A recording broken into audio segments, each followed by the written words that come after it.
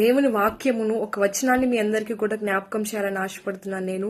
మరి మన జీవితంలో చాలా సార్లు మన చుట్టూ ఉన్నవారే మనల్ని చాలా డిస్కరేజ్ చేస్తూ ఉంటారు. అది నీ వల్ల అవ్వదు, నీ బలము సరిపోదు అని అంటూ ఉంటారు. కొన్నిసార్లు ఎలా అంటే మనల్ని మనమే చాలా సార్లు ఇది నా వల్ల అవ్వదులే, ఆ జాబ్ నేను తెచ్చుకోలేను, అది నా స్థాయికి మించినది, అది నా బలముకు మించినది అని మనం అనుకుంటా ఉంటాము. కానీ దేవుని వాక్యం ఏమని చెప్తుందంటే, ఫిలిప్పీ పత్రిక 4:13 నన్ను బలపరచు వానియందు నేను సమస్తమును చేయగలను. I can do all things through Christ who strengthens me అంట. So through the one who strengthens you, you can do anything and everything.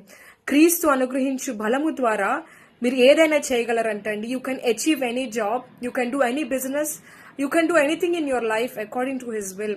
ఎందుకంటే బలం అనేది మీరుతో తెచ్చుకునేది కాదు, క్రీస్తు మీకు బలం అనుగ్రహిస్తారంట. So how great it is కదా. So if Christ strengthens you, you can do anything which is beyond your strength, which is beyond your knowledge. You can do anything and achieve anything in your life. ఒక చిన్న example నేను మీతో చెప్పాలనుకుంటున్నాను.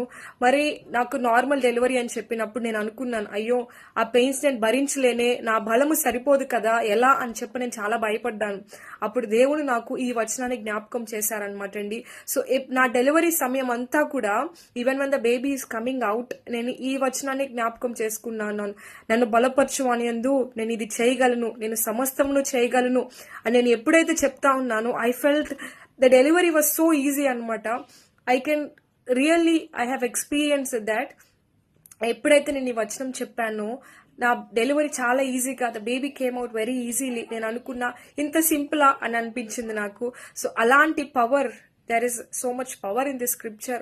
ఈ వచనాన్ని మీరు జ్ఞాపకం ఉంచుకోండి. Never under estimate the strength that Christ is giving you.